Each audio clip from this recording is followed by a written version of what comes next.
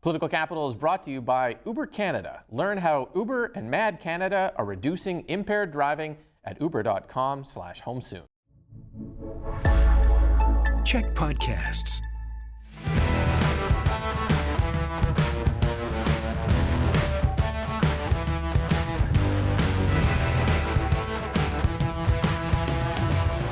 Hey everyone, and welcome to Political Capital, your source for all the latest in BC politics. I'm your host, Rob Shaw. Apologies for the raspy gravitas voice. The NDP convention made me deathly ill. I don't know if those two things are linked, but fighting a cold for the week. Nonetheless, it has been a busy week. There's been a ton going on. We're going to talk about Premier David Eby's new jobs plan. We are going to talk about the electric vehicle mandate being paused, and we're going to talk a little bit about the BC Greens' new social media campaign to end the oligarchs, which is interesting as well. We got the panel here. Jillian Oliver is off this week, but Jeff Ferrier, Ali Blades are joining me to help break all this down. Thank you for being here. Jeff, you were at the NDP convention. Did you get sick, or is it just me? Oh man, it's life affirming when you go to an NDP convention. How can you be anything but full of energy and full of health? Yeah, like someone licked my water glass. I don't know who it was. Some dirty new Democrat got me sick by licking my water glass. I'm not going to drop names, but or it was the ostriches. It was one or the other that's made me sick. Let's go to David Eby here and Ravi Kahlon, though, just to start us off on their new jobs plan and their description of what this is. You miss 100% of the shots you don't take, and we are going to take this shot because it is going to deliver the jobs that British Columbians need and deserve and the prosperity that we need to pay for the public services that British Columbians depend on. These aren't just ideas on paper. These are targets that will really drive the economy going forward. Okay, Premier, Jobs Minister, you miss 100% of the shots you don't take, describing what is called the Look West Jobs plan, 10 years, $200 billion in investment, growing a whole bunch of sectors. Jeff, let's just start us on that. What is the value of a jobs plan with a 10-year kind of horizon like this? Well, it sets the table for what's to come. It sets the direction, it sets the tone. And so you have here a new economic playbook for British Columbia. It's built on a lot of the things that the government is already doing. It's going to be focused on attracting investment, getting major projects built, and creating jobs. It's going to, ideally, if the NDP is able to win re-election, form the basis of an economic approach, a consistent economic approach over a number of years. My first take at the plan, as I've read it, is it's like a zoomed out Google map. You have a sense of the starting point and the end point, but if you zoom in, you see that all of the twists and turns and the direction to get there isn't there yet. So a lot high on aspiration right now, still a lot of work to do on tactics and implementation, making it real, making it happen. Ali, do we think, I'm just going to rattle off here the other jobs plans because I happen to have them sitting around on my desk. We have the Canada Starts Here BC jobs plan from Christy Clark in 2012, which this thing mirrors, we'll talk about a little bit, it mirrors the Eby jobs plan, including the language Go West. We've got the 2014 BC Skills for Jobs Blueprint, the 2023 or the 2022 John Horgan BC Economic Plan, and the 2023 David Eby Stronger BC for Everyone Future Ready Action Plan, which was a real page turner with 11 key indicators that the Eby government said it would use to measure the economy on its jobs plan, including things like the Gini coefficient, which I don't even know what it is. We're 2 years into the last jobs plan, and now we're doing another 10-year jobs plan without finishing the previous jobs plan. Is that skepticism? What do you think of that? Well, I shouldn't complain too much because that's what I've been asking for, right? After the election, I asked for what is the vision? What is the equivalent of this government's LNG plan to make it so that investment does come into BC? But alas, I do have some criticisms as always. The Look West plan, it's essentially a wish. It's a wish for what the province might be, and it's paper until the NDP accept it for what it really is. It's a nicely timed buffer on messaging that British Columbians are so desperate to hear right now, especially as it focuses on the economy. Like we desperately want the NDP to fix the economy. Here's the plan. The timing post convention is very interesting to me, especially since there were criticisms of his environmental caucus being against him during his leadership review vote as well. But the other thing that I think this really misses is it misses the mark on what is inclusive of the West, and that's Alberta. Alberta's oil and gas industry has been propping up the country's economic performance consistently, and especially in times where we've needed those bailouts nationwide. And let's just throw out the political spectrum, because I don't think that that necessarily exists right now, especially in times of economic crisis. And despite David Eby putting forward all of these things, it's the speed in which that he's going to be judged by. I think I've said this before, that most politicians right now want to make sure that that infrastructure gets built, that productivity comes to Canada, but it's the aggressiveness of which these politicians are going to relentlessly pursue them is what we are judging them on. And so this is a good blueprint for that, but it doesn't really tell me that it's going to happen tomorrow. In fact, that there have been criticisms that the North Coast transmission line is still going to take some time. 2034, I think, Jeff, the North Coast transmission line. How long do you think this document stands? Realistically, governments kind of roll these things over every couple of years. How long does it stand, and how much of a shift does it signal in the Premier? I imagine, like a year ago, this is not the jobs plan that we would have seen David Eby present, but it's a bit of a pivot for his government that he's putting in a narrative, I think. Yeah, I think realistically, any government's jobs plan lasts through its mandate, and if it's lucky to be reelected, probably in the first half of its next one. I think this is a very different jobs plan than, say, 5 years ago. The kind of jobs plan the NDP would bring forward. The plan has changed, though, because the world has changed. 5 years ago, we didn't have Trump tariffs. We didn't have geopolitical headwinds. We didn't have an economy really struggling, particularly sectors like softwood. And so now you see the government really leaning into this jobs and economy message, major projects as the source of economic well-being and growth in the province. And it was interesting at the NDP convention, they had a resolution debate on the North Coast transmission line.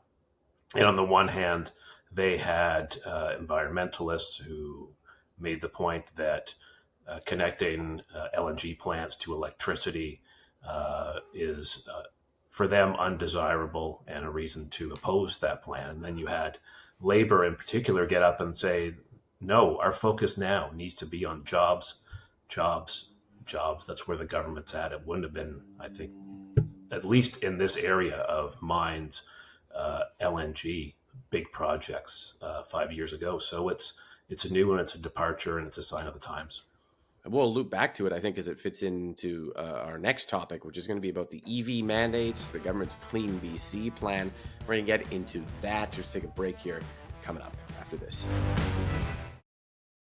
Realistically, we aren't going to make those goals, but we've got to continue to proceed forward and increase the share of EVs in British Columbia, and that's what we're doing.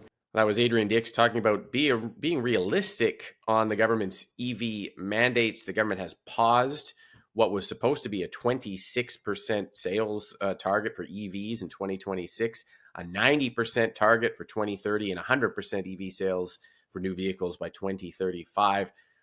That is paused now, partly, I think, because the law that put this into place was going to penalize financially auto manufacturers starting right now, which was going to raise the price of vehicles. They warned the government not being able to hit those targets and choosing to kind of wind them down until they come up with newer targets. Ali, this is pretty ambitious. And it was a political issue, the idea of phasing out gas vehicles in 2035. I remember the Conservatives talking a lot about that. It didn't play well in some parts of the province. What's the political impact of dropping the EV mandate, do you think?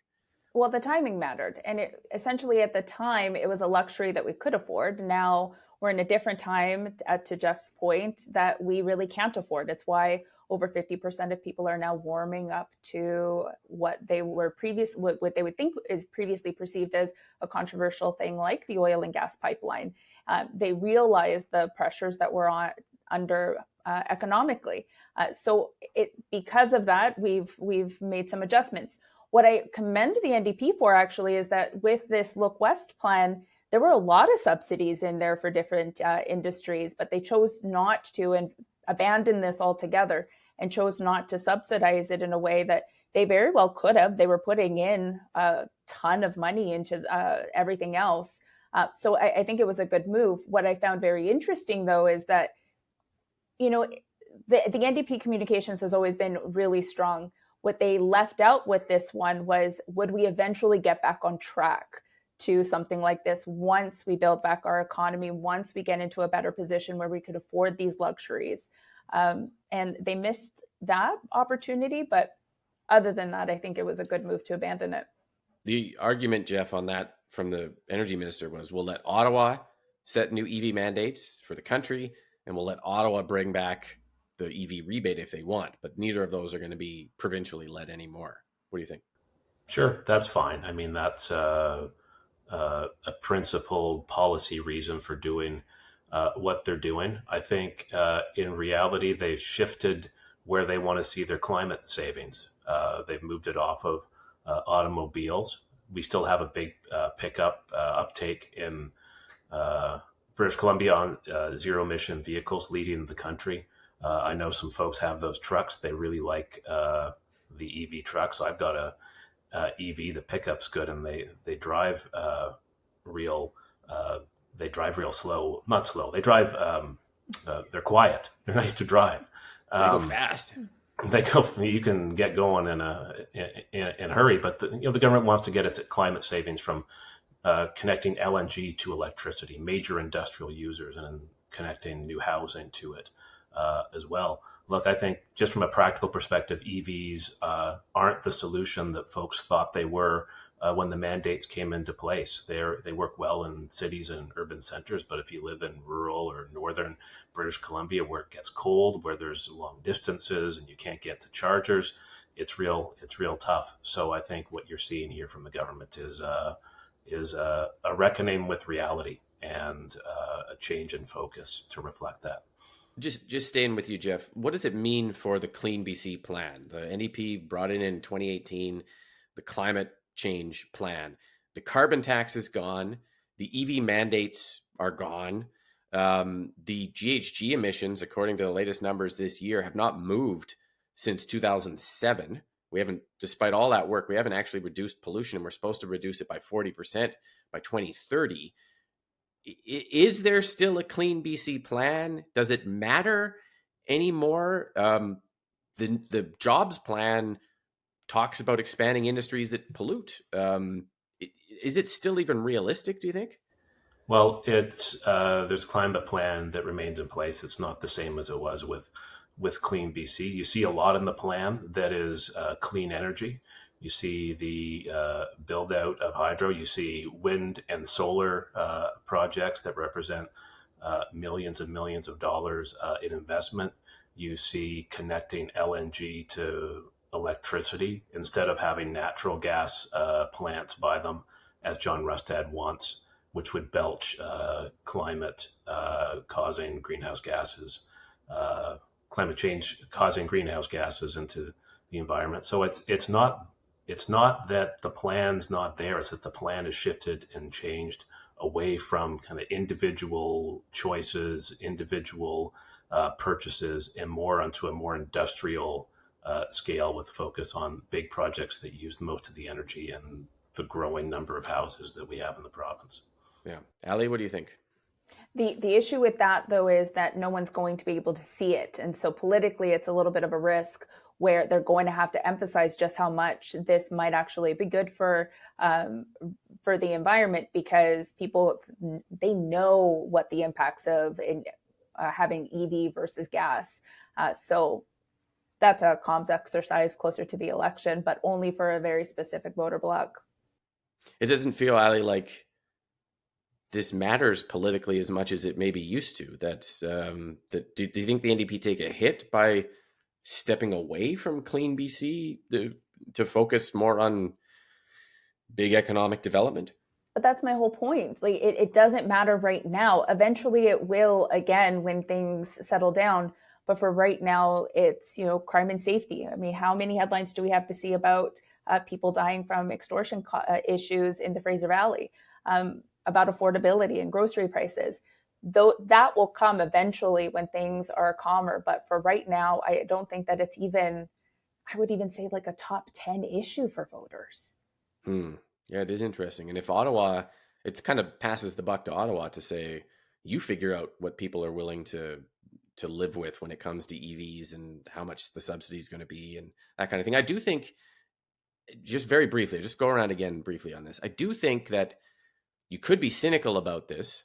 And Lord knows I'm not cynical, so that's fine. But you could be cynical about this and say the government drafted a plan in 2018 with targets for climate change that were completely unrealistic. It bragged about them for many years as if the targets were an accomplishment, failed to hit any of the targets whatsoever, and now 8 years in has basically said, well, this wasn't realistic, we're getting rid of them, we're going to pivot to something else. Jeff, is that a fair criticism, do you think? Yeah, that's completely fair. Okay, good. Let's end that. Cut his mic. 100% correct. No, look, and I think the initial targets were ambitious. I think that there was a circuit breaker that came in partway through in terms of Donald Trump and the tariffs. And I know that people like stop talking about the tariffs. No one cares about the tariffs. It's an excuse for what government hasn't done. But if I think Ali makes some really good points about where the mind of British Columbians are at right now. If you ask them what is keeping them up at night, not what should, but what is keeping them up at night, it's their jobs, it's their paychecks, it's can they afford to live here? Will their jobs continue to exist in the face of the aggression that we're getting from the Americans? So the government is pivoting. It's taking, it's refocusing, and I think that's what we're seeing here. Just quickly, Ali, anything to my cynical take that it allowed government to brag about something it was never actually going to be able to do for several years? I mean, the number of press conferences with George Heyman, the environment minister, telling us about how incredible this government was on climate change when we haven't moved the needle at all. And now we're getting rid of the planks of it. It kind of feels like something. All the things you said were absolutely right. What I think is going to be interesting closer to the election, though, is will this make the list of things that David Eby reversed on, right? When we talk about safe supply, when we talk about some of their more popular and salacious issues that they've had to reverse on, will people even remember this one because it didn't really impact them to begin with unless you really cared about it? So it's just another one of those things that we can count for strikes against David Eby, but ultimately, I don't know if it's really going to make that much of an impact. Okay, great. And just in case if you're wondering if there's any provincial EV rebate coming back, the answer to that is no. The days of the $5,000 federal rebate, the $4,000 provincial rebate coming together are over, according to the energy minister. If there's any money to help you buy an EV in the future, it's coming from Ottawa, and it will be far less. So we're going to end that there, but come back after the break talking a bit about the BC Greens and their new strategy to fight the oligarchs coming up after this. A lot of people ask, who are the oligarchs? So we're here on Billionaires Row in Vancouver to ask them ourselves. Well, it's just a taste of Green leader Emily Lowen's new campaign to fight the oligarchs, showing her knocking on what she calls Billionaires Row in Vancouver, buzzing on the gates of mansions, people hanging up on her, lecturing them about, including people like Chip Wilson, about being too wealthy and hoarding the wealth. An interesting social media campaign, part of her Fight the Oligarchs tour. Ali, what do you think of that? You're a social media political expert, strategy expert. What did you make? So the video now has over 120,000 views, so good for her, but it's not too far off of what she was doing during her leadership campaign as well. The most interesting part of this, I think, it's very easy for me to say that sometimes the NDP eats the Conservative lunch, but never did I think that the Greens would. And so there's this one dogwood video that she's also been promoting about the Sealism opposition, about how it's American owned and foreign made, and how many Canadians are going to get jobs. Guess what? Some former Conservative MPs have been liking it and sharing it. And so it's a little bit of a horseshoe on the issues. So, good for her. Yeah. Jeff, what did you think of the strategy behind that video? No, I like a good go at oligarchs, just like everyone else. But the video reeks of desperation. And I say that because I was part of a political campaign that took a campaign tour bus to Rosedale in Toronto, outside millionaires' houses, to make the point that these are the people who don't deserve tax cuts. And it got a lot of eyes, but it also got a ton of blowback.